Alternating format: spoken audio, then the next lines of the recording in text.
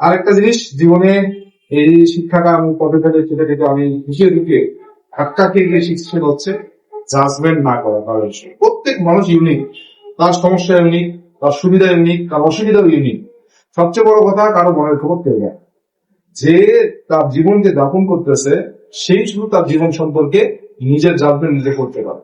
হ্যাঁ, এই কারণে আমরা যে অনেক সময় কমেন্ট করে বলি, জাজমেন্ট করি আরেকজনকে, আমি নিজেরটা দেখবো, অন্যের ভালোটা দেখবো, নিজের খারাপটা দেখবো। হ্যাঁ, অন্যের খারাপটা দেখি নিজের ভালোটা দেখবো, এই জন্য হয় না, পরিবর্তন হয় না। রুমি কি বলছে, রুমির বিখ্যাত উক্তি যে একটা সময় যখন পণ্ডিত ছিলাম, সোজা বাংলায় যদি বলি, যখন পণ্ডিত ছিলাম তখন মনে হয়েছে দুনিয়া পাল্টায় ফেলবে।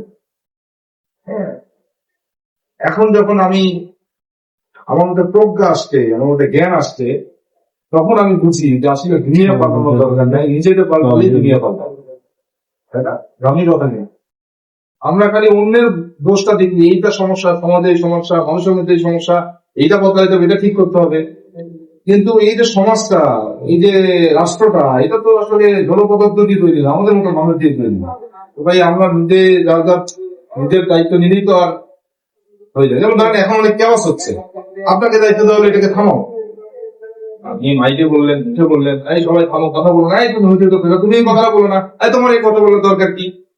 আসলে যে কেওয়াসটা ছিল, এই কেওয়াসের সাথে আপনার নতুন একটা কেওয়াস বা শব্দ বা যুক্ত করুন। আপনি ডিজে বলে চুপ করার সবচেয়ে সহজ উপায় হচ্ছে আমি নিজের মুখটা বন্ধ করবো, আরেকজনের মুখ বন্ধ করতে পারি না। এখন এখানে 20 জন মানুষ আছে, সবাই যদি সবাইকে বন্ধ করার চেষ্টা করে, তুমি কথা বলো না, সে আমার বোঝায় তুমিও কথা বলো না, ও বলছে যে তুমি তো কথা বলে ফেলি না। এর চাইতে যদি একটা আপনি যদি মুখে হাত দেন, সবাই যদি মুখে হাত দেয়, 1 সেকেন্ড লাগবে, সমাজের ভাবে বদলায়। এবার আমাদের নিজেদের দায়িত্ব।